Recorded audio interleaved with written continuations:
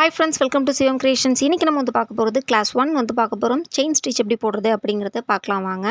நான் வந்து 2 கலரில் சில்க் த்ரெட் வந்து எடுத்து வச்சுருக்கேன். பட் நீங்கள் ஸ்டார்ட் பண்ணும்போது எந்த த்ரெட்டில் பண்ணுங்கிறத நான் கிளாஸ்லேயே சொல்கிறேன், ஸ்கிப் பண்ணாமல் பாருங்கள்.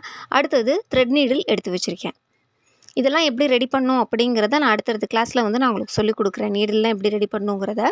அடுத்தது வந்து பார்த்திங்கன்னா 2 த்ரெட்டையும் வந்து நம்ம ஜாயின் பண்ணிவிட்டு, நம்ம நார்மலாக துணி தைக்கிறதுக்கு நூல் கோக்கும்போது ஒரு முடிச்சு போடுவோம் இல்லையா, அது மாதிரி வந்து முடிச்சு போட்டுக்க வேண்டியதான். இது வந்து கொஞ்சம் வளவளப்பாக இருக்கும். அதனால் முடிச்சு வந்து ஒரு 2-3 முடிச்சா சேர்த்து வந்து போட்டுக்கோங்க. இந்த மாதிரி சுற்றி சுற்றி ஒரு 2-3 முடிச்சா வந்து போட்டுட்டு, கீழே எக்ஸ்ட்ரா இருக்கிற த்ரெட்டை வந்து கட் பண்ணி விட்டுருங்க. இது போல் கொஞ்சம் எக்ஸ்ட்ரா வந்து த்ரெட்டு இருந்துச்சுன்னா அந்த த்ரெட்டை வந்து நீங்கள் கட் பண்ணி விட்டுருங்க. ஏன்னா வந்து உங்களுக்கு நாட் போடுறப்ப வந்து பார்த்திங்கன்னா அது டிஸ்டர்ப் ஆகக்கூடாது, அதுக்காக தான்.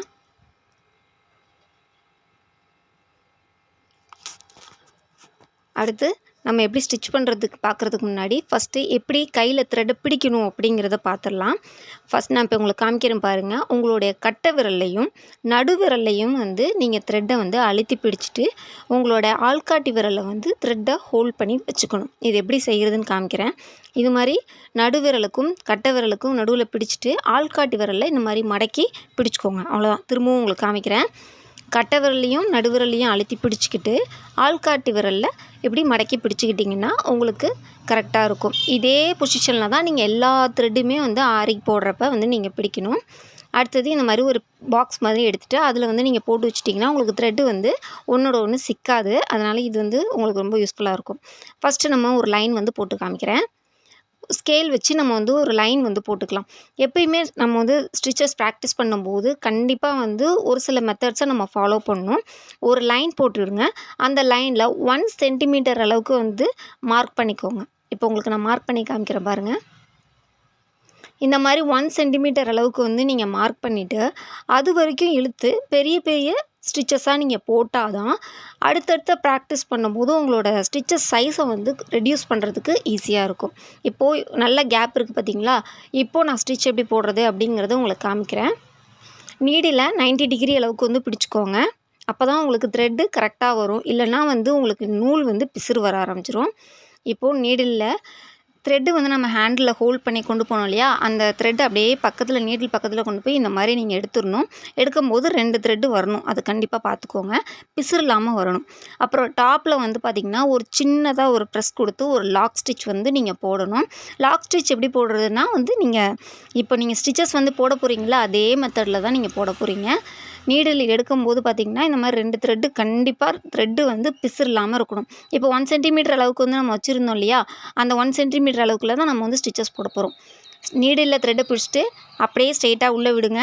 கீழே 360 டிகிரி அளவுக்கு வந்து நூல் கையில் இருக்கு இல்லையா, அதை அப்படியே சுற்றிடுங்க. நீடில் 90 டிகிரி அளவுக்கு சுற்றி அப்படி மேலே எடுத்திங்கன்னா அழகாக வந்து த்ரெட்டு மேலே வந்துடும். த்ரெட்டு ஃபஸ்ட் டைம் மேலே வர்றப்ப கண்டிப்பாக பிசுறு வரதான் செய்யும். ப்ராக்டிஸ் பண்ண பண்ண வந்து அது சரியாயிடும்.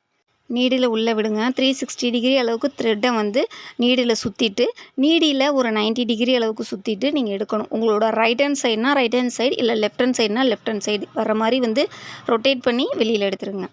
அவ்வளோதான். இதே போல் நீங்கள் எடுத்து ப்ராக்டிஸ் பண்ணால் உங்களுக்கு ஈஸியாக வந்து ஸ்டிச்சஸ் வந்து வர ஆரம்பிச்சிடும். ஸ்டார்டிங்கில் நிறையவே வந்து பிசுறு வரும், ஒன்றும் ப்ராப்ளம் இல்லை. ஆனால் வந்து பிசுறு இல்லாமல் வரும்போது நீங்கள் த்ரெட்டை மாற்றலாம். ஃபஸ்ட்டு நீங்கள் வந்து 1 சென்டிமீட்டர் அளவுக்கு வந்து இந்த மாதிரி ஸ்கேலில் மார்க் பண்ணி நீங்கள் போட்டு பார்க்கணும். அதுக்கு அடுத்தது ப்ராக்டிஸ் வந்து பார்த்திங்கன்னா 0.5, அதாவது 1/2 சென்டிமீட்டர் அளவுக்கு நீங்கள் போட்டு பார்க்கணும். அடுத்தது வந்து பார்த்திங்கன்னா 0.25. இப்போ பாருங்கள், 1 சென்டிமீட்டரில் பாதி, அடுத்தது 1/2 சென்டிமீட்டரில் பாதி, 0.25. இந்த அளவுக்கு வந்து நீங்கள் ப்ராக்டிஸ் பண்ணிவிட்டு உங்களோட ஸ்டிச்சஸ் சைஸ் வந்து எவ்வளோ சின்னதாகுதோ அதுக்கப்புறம் நீங்கள் வந்து அடுத்த ஸ்டிச்சஸ் வந்து ப்ராக்டிஸ் பண்ண ஆரம்பிச்சிடலாம். ஸ்டிச்சஸ் ப்ராக்டிஸ் அப்போ முக்கியமான விஷயம் வந்து பார்த்திங்கன்னா நூல் பிசுறு இல்லாமல் இருக்கணும். அதை ரொம்ப கவனமாக பாருங்கள். இப்போது நான் உங்களுக்கு மார்க் பண்ணி காமிக்கிறேன் பாருங்கள்.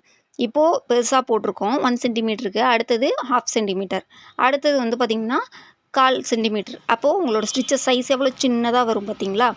இந்த அளவுக்கு நீங்கள் வந்ததுக்கப்புறம் தான் அடுத்த ஸ்டிச்சை வந்து நீங்கள் ப்ராக்டிஸ் பண்ண ஸ்டார்ட் பண்ணணும். இதில் நீங்கள் எப்படி ப்ராக்டிஸ் பண்ணணும் அப்படின்னு பார்த்தா, ஸ்ட்ரெயிட்டாக வந்து சில்க் த்ரெட்டில் ப்ராக்டிஸ் பண்ணவே பண்ணாதீங்க. நிறைய த்ரெட்டு வந்து உங்களுக்கு வேஸ்ட் ஆகும்.